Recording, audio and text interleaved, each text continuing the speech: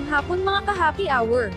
Narito ang mga balita para sa MBC TV Network News Update 5 PM edition. Ilang commuter, tutol sa panukalang EDSA fee, pag-alis ng busway. Yan ang MBC TV Network News ni Rovic Manuel. Tutol ang ilang mga commuter sa inihayag ng Metropolitan Manila Development Authority o MMDA na kinokonsidera na ng pamahalaan na alisin na ang EDSA bus lane. Sa pag-iikot ng DZRH News kaninang umaga, ilang mga mananakay ang hindi pumabor sa panukalang ito, gayong hindi naman umano kakayanin ng MRT ang padami ng padaming pasahero. Kasi parang mas mahirap kasi. Ang MRT? Oo. Lagi siksikan. Maganda, meron talaga rin. Para sa pasahero? Hindi mo kaya ng MRT yung pasahero eh. Ano po? Hindi ko kaya ng MRT. Hindi kaya ng MRT yung pasahero? Kaugnay nito, tutol rin ang ilang mga motorista at commuter sa panukalang pagbayari naman ang mga sasakyang daraan sa EDSA.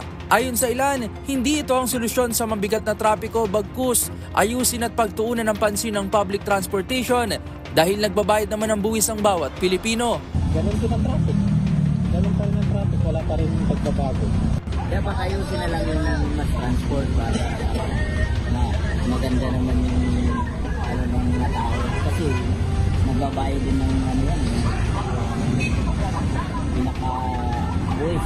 Matatanda ang kinumpirma ni MMDA Chairman Romando Artes ang mungkahing ito ng pamahalaan kasunod ng gagawing rehabilitasyon sa EDSA sa Marso. Paliwanag ni Artes, lumutang ang ideya dahil posibleng kayanin na ng MRT na magsakay ng mas maraming pasahero sa hinaharap.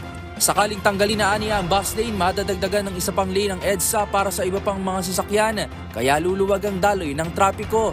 Gayunman, paglilinaw ni Artes, suwestyon pa lamang ito at pinag-aaralan din kung kakayanin nga ba ng MRT3 na isakay lahat ng mga pasahero sa bus carousel. Para sa MBC TV Network News, ito si Rovic Manuel ng DZRH TV, una sa Pilipinas, una sa Pilipino.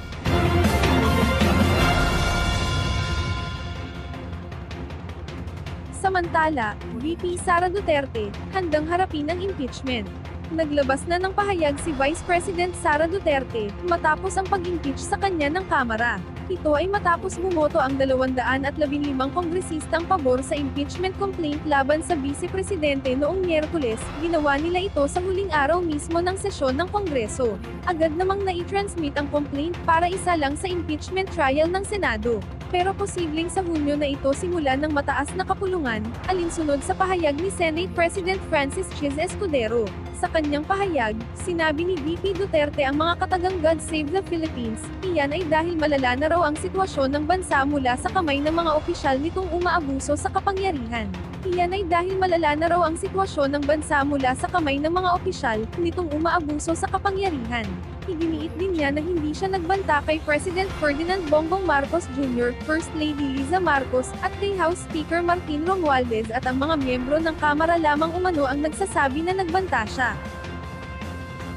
At yan ang mga balita para sa MBC TV Network News Update 5 PM edition. Samahan ninyo kami bukas, mula alas 9 ng umaga, hanggang alas 5 ng hapon.